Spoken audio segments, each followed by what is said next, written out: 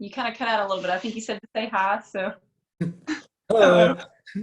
and hello everyone tuning in today. I'm Dan Scheinman, Bird Conservation Director for Audubon, Arkansas. Appreciate you tuning in to another edition of Better Know a Birder. Before you begin, everyone is on mute, cut down on background noise. So if you are watching via Zoom and you have a question, you can type that in the chat box. And if you are watching via Facebook Live, you can type your question in the comment box and that'll be relayed to me. So my guest today is Gabrielle Hargrove. She's a graduate student at the University of Arkansas, Monticello, studying marsh birds using audio recording devices. She discovered the avian realm in 2016, immediately fell in love, and decided to dedicate her career to the birds. Gabrielle is a Pathways student with the National Park Service, which gives her valuable experience and allows her to be a steward to some amazing Arkansas birds. She's married with one son and enjoys using photography as a platform to help educate people about the environment and wildlife. So welcome, Gabrielle. Hello. How are you? Good. So let's start the beginning. How did you discover birds? What's your ornithological origin story? It's kind of a funny story. So everyone in the birding community knows that people go out and they go birding. I started out in the herping community, which is the reptile equivalent of birding. And I did that for a few years. And then in the wintertime, I didn't have anything to do because, there's just not very many reptiles out. And I found the Wings Over Arkansas booklet. And I said, this could be a lot of fun to do in the winter when I don't have anything else to do. And it started from there and just kind of really quickly built on itself. Well, something to discover birds and have to start teaching yourself birds to actually go into grad school and studying birds. Has it been a tough transition to be a grad student specializing in birds and also trying to learn the basic birds? No, I actually had learned, so I started my degree in wildlife management in 2016 as well. And so I kind of got into birds and then started that degree path at sort of the same time. And that took about 3 years for me to get through that. And by the time I got to my ornithology class, which was my last year, I was already a pretty hardcore birder and was pretty decent at identifying birds. And so it was a pretty smooth transition to my graduate degree. And then how did you get into photography of birds? I just always liked taking pictures, and it was sort of I was already taking pictures of the reptiles I found, so that was just sort of a natural progression that bird pictures would be next. Is it any different though of photographing birds versus herps? Definitely. So there's actually a lot of times people use different cameras. I don't. I use the same one, but just because obviously reptiles don't move around quite so quickly, and small birds like kinglets are one of the worst to try and photograph because they just they're just hopping everywhere all the time. And it's a lot different from, a reptile that moves relatively slowly and kind of stays in one place when you've got a bird that you may have a good view of for just a couple seconds. So. Well, I have met a number of birder herpers over the years, and you are a hardy bunch. I admire you all for not being afraid to dive into a ditch after a snake or grab a turtle or anything like that. It's not quite for me, but I can appreciate that. It can be a lot of fun. It really can. So I imagine you're still very much into herps as well. You kind of do both when you go out and about. Yeah, especially in the springtime. It's it's a great time to see warblers and stuff coming through, but it's also a really good time to see some snakes. I got a new species this spring, so it was good. What species was that? A Graham's crayfish snake. They're actually relatively rare in the state, so it was a nice find. I was pretty happy with it. I know the feeling for a new bird. Yes. So now you're studying marsh birds at UA Monticello. So why did you choose to study marsh birds, and what are you hoping to learn about them? Gosh, it was almost an evolution of an idea. So I'm a non-traditional student. I waited till I was almost 30 to go back to school. I have a child, I have a husband, and then I live an hour away from the school that I go to. So it was not going to be as easy for me to move and do a graduate degree as it would be for other people. And I started talking to one of my professors who, he's really big into ducks. He does a lot of phenomenal work, especially with like winter site fidelity and things like that.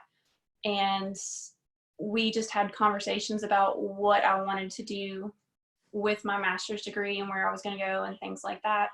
And I knew I liked birds, but I wasn't necessarily a duck person. I mean, ducks are great, but I didn't know that that was the direction I wanted to take my career. We just sort of hit on marsh birds, and there we felt like there were some really interesting questions that needed to be asked and answered if we could. So that's how we got there. So then what kind of questions are you asking about marsh birds? So one of the things in marsh birds is migration is really not well understood.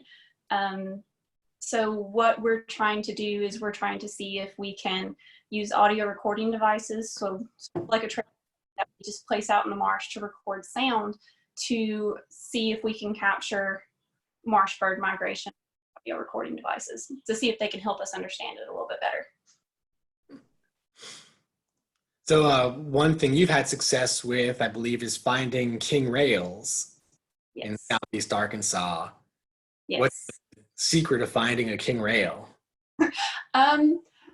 So I think time in the field, and you need to be in the right habitat, and then there's a lot of luck that goes into it.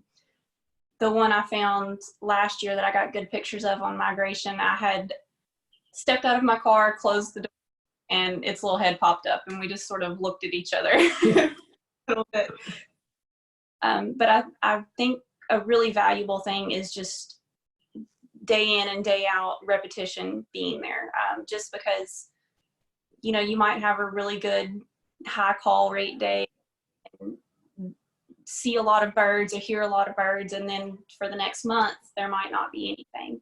So it's a little bit of luck and a little bit of repetition. Yeah, and judging by your Facebook page, you are out in the field a lot, enjoying nature and just trying to see everything you can. Yeah. Have you been birding all over Arkansas? No, so I'm actually sort of a very local birder. Most of my birding has been either in Arkansas or in coastal Louisiana, and almost all of my birding has been in one county. I've got, I think my life list it's a relatively small life list, but it's like 245 birds, and I've seen nearly 200 of those birds in a single county. So. Wow, that's quite the feat. I remember birders who are trying to see 100 species in every county, and for some counties that can be quite tricky. So having over 200 in one county means you do a lot of birding all throughout the year in that county. Yes, lots of birding. In fact, a lot of my birding is just in one spot too, which I feel like is kind of crazy, but I've got 188 birds in one county. So. Wow. So what county is that? It's Arkansas County. So what's right in the middle of good flyway area. Yeah. Rice and duck country. Rice and ducks, yes. So what's the rarest bird you've seen in your part of the state? I'm gonna go with that tropical kingbird that was in Pine Bluff. That's probably the best bird I've chased so far. Yeah. That's been a good one. That first state record. It's nice to have a cooperative bird and one that's not too far from where you live. Oh, that was great. I got great pictures of it. My friend graduated, so it's kind of funny. I went in like a nice dress and water boots. It was hilarious. So what's your favorite birding spot in that area? That's going to be Arkansas Post National Memorial. It's a national park and an important bird area. So it's really just a great park. There's a lot of diversity at the park. You've got your waterways as well as sort of more upland habitat, and you can see a lot of different birds there. So I bird there several times. My nice little local. Yeah, and that happens to be where you work too, right? For the Park Service? I do work there as part of the Pathways program. So what is the Pathways program? I have not heard of that before. So it's basically like a partnership. The National Park Service has me. I go to school and they employ me around my schedule, and it's sort of like a pathway to federal service after you graduate from school. And what kinds of things do you do for the Park Service at that park? So I have a dual position. Most of the time, my position is as a park guide. So if you come to the park, I'm going to tell you what places you need to see, tell you a little bit about the history of the park if you have questions, those questions. But I also have a few days a week a natural resources position. So I may be, doing bird surveys, or we have some issues with feral hog management that we deal with.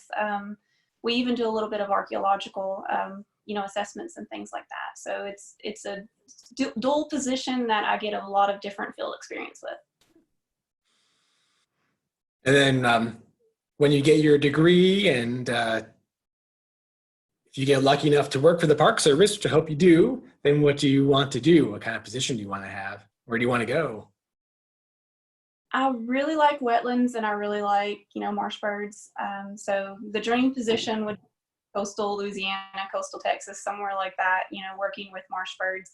But honestly, I could take anything from a park ranger at a nice, park sort of like mine that's a more outdoor park to being a wildlife biologist or an ecologist. Everything interests me. So anything along those lines, I'd be happy with.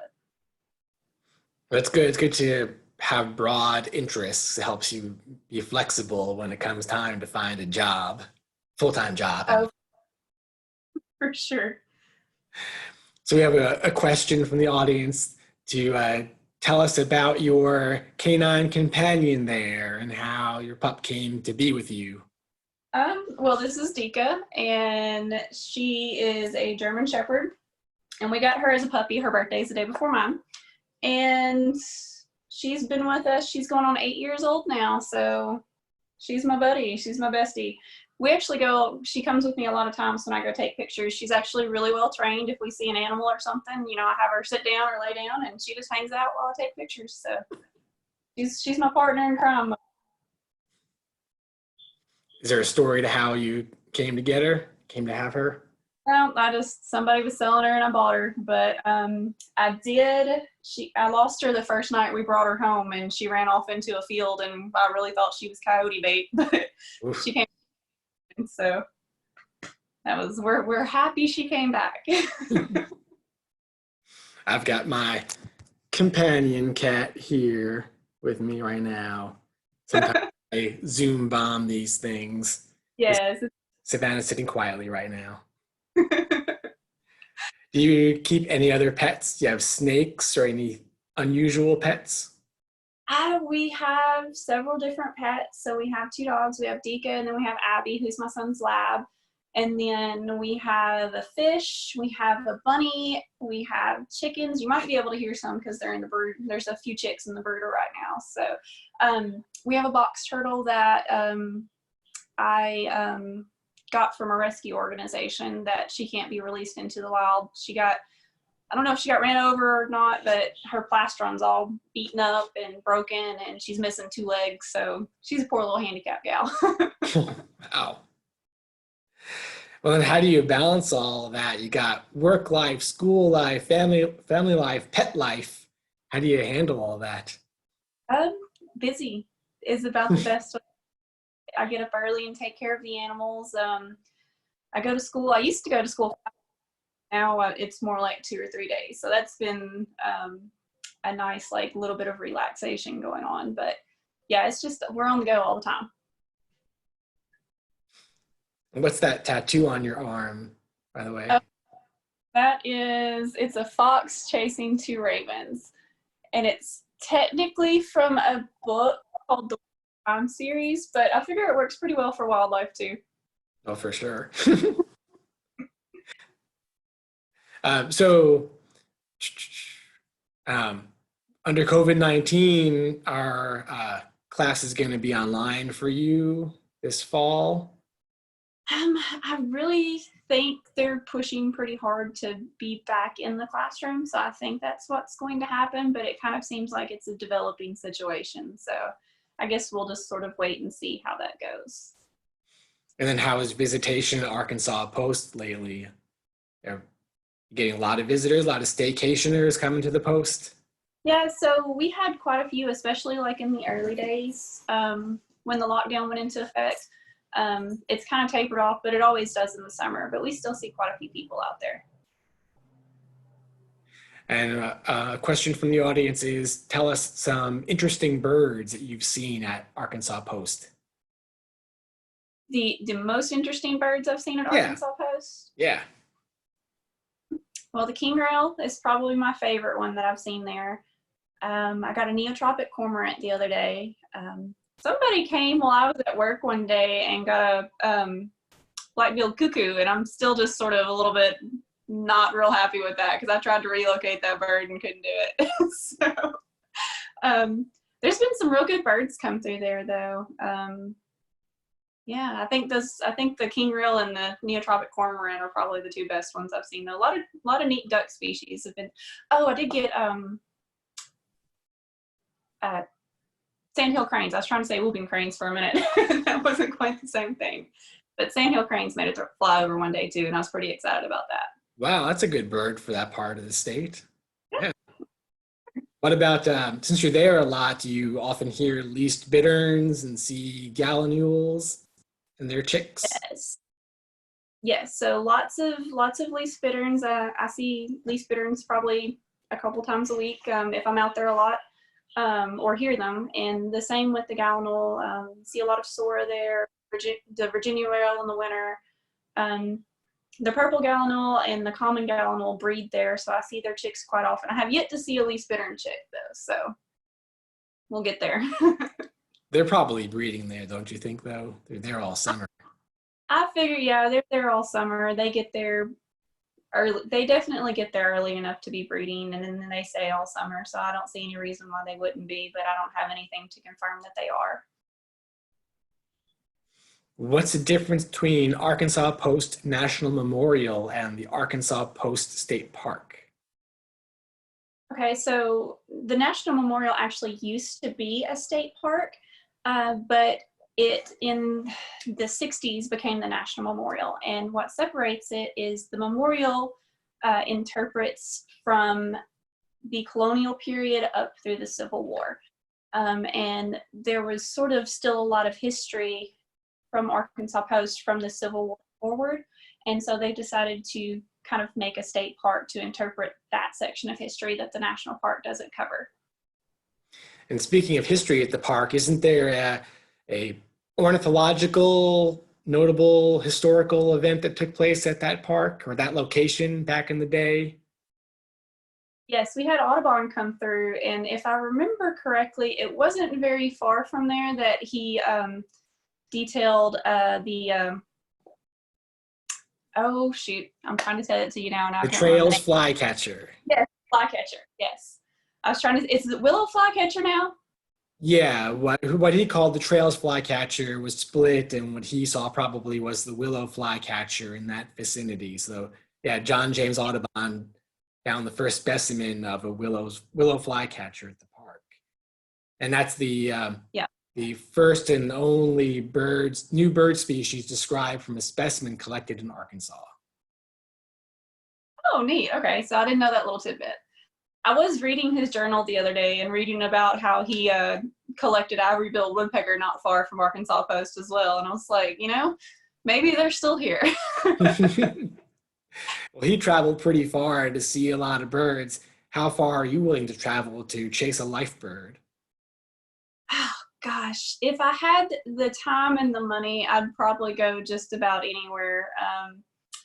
You know, that the Great Black Hawk was up in Portland, and I really wanted to go see that, but I was a poor student and I couldn't. So it would depend on the time and the funds.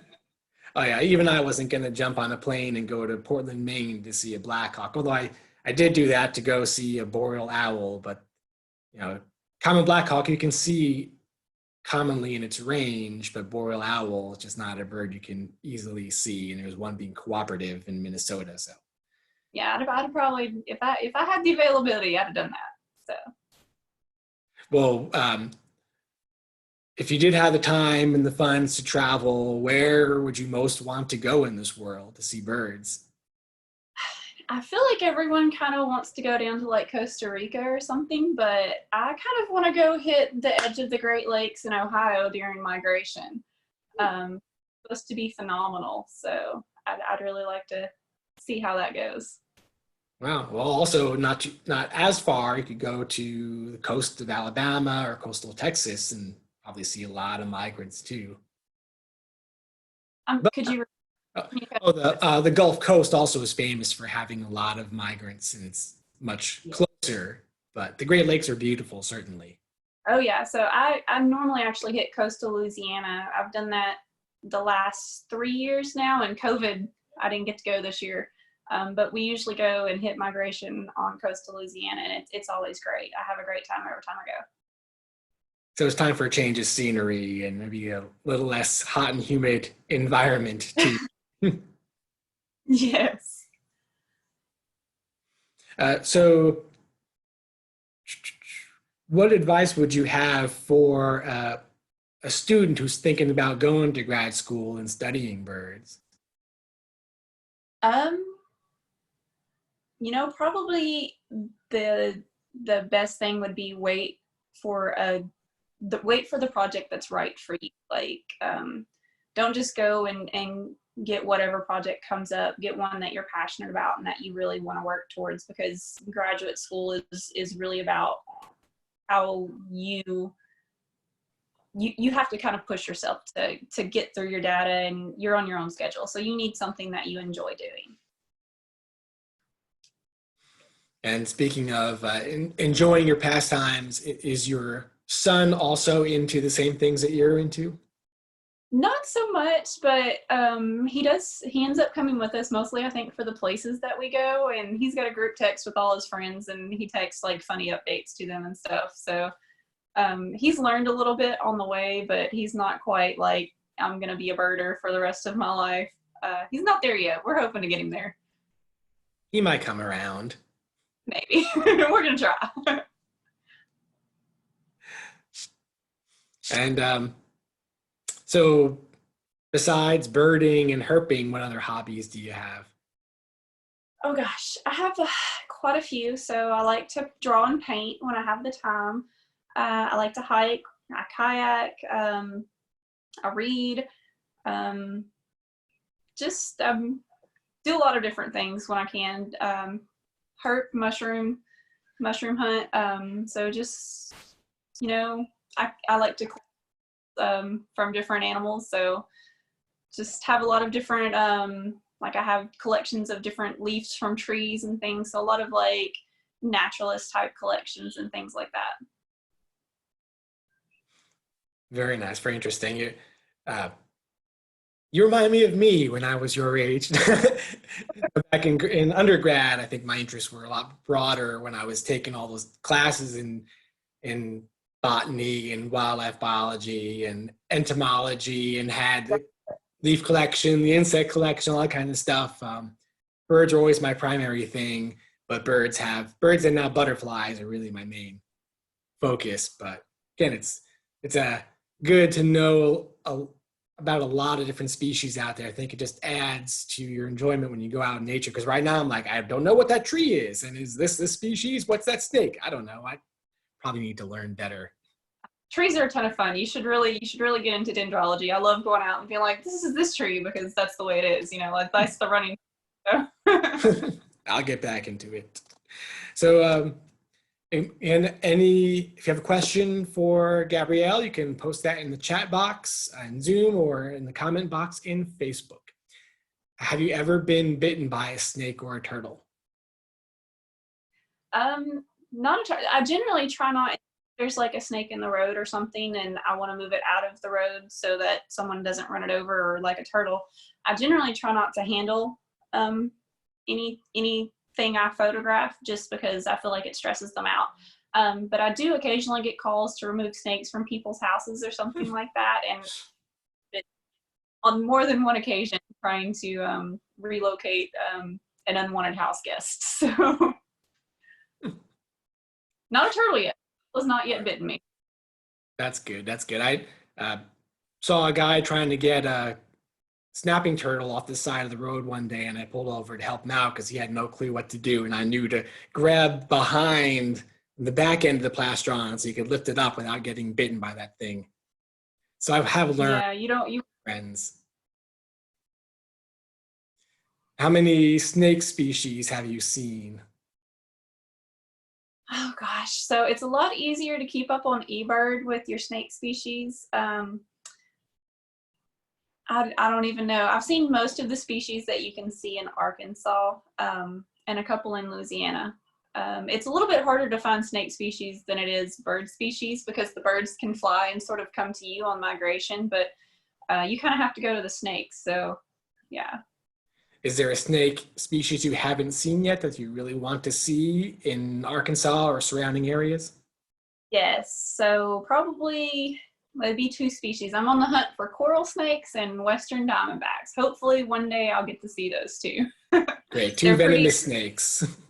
They're the only two venomous snakes in the state I haven't seen yet, and they're pretty local in their occurrence. So they're the hardest to see probably. I got to see a pygmy rattlesnake in Northwest Arkansas one time, and that was a beautiful little snake. My first rattlesnake. They're beautiful, beautiful snakes. They're tiny, teeny, tiny little snakes, much smaller than you expect. Yep. And then what is your most wanted Arkansas bird you haven't seen yet? Most wanted which bird? Arkansas bird? Arkansas bird. Gosh, for a while it was that neotropic cormorant. I just knew one was going to show up at Arkansas Post, and it finally did. Probably haven't seen like a peregrine falcon in Arkansas yet, so that's probably going to be the next bird on my, or golden eagle. I haven't seen one of those at all, so one of those two in Arkansas would be a good bird for me. Yeah, those are the kind of birds, if you're out enough, one will cross your path one of these days. It's kind of searching for them. They just come to you. That's what I'm hoping. I hope to eventually get to see them. I'm in a good spot. I know around the White River there's been some sightings of a golden eagle, so eventually I'll find one, I think.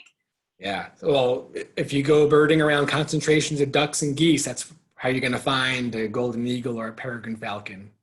Oh, that's what I do. I missed the peregrine bird count. The other group I was not with found it. Another question from the audience is, how did you develop your love for snakes? That was kind of a little bit of a strange path. I actually grew up, I was deathly afraid of snakes.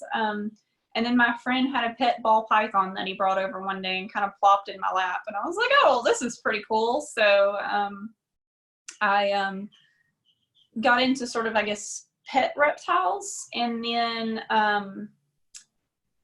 when I started going out on hikes and things like that, I started, kept snakes aren't bad. So the ones in the wild can't be that bad either. And I started kind of watching them and realized they didn't, kind of chase after you or come to try and bite you and things like that. And they're actually really neat animals when you get to look at them. So just kind of, they're really fun. They're really fun animals. They're a little scary to some people, but they're really fun. I understand that. Well, my mother would like to know what your parents thought about you when you discovered you like snakes. I don't know that my dad necessarily thought one way or the other, but my mom was probably a little horrified about it. She calls me now if she has problems though, so it's fine. Yeah, I know. That's good to be the expert in the family. Yes. They come to you with questions all the time. Oh, yeah. Well, Gabrielle, it has been a pleasure talking with you, getting to know you a bit better. I wish you luck on your marsh bird study. And also, everyone, I will make arrangements with Gabrielle to have her present her research to us sometime this fall after she's had a chance to work over her latest data. So stay tuned for that, and stay tuned for more webinars from Audubon, Arkansas. So thanks again, Gabrielle, and thanks everyone for tuning in. Have a good evening, good birding, and good herping to you too. Thanks.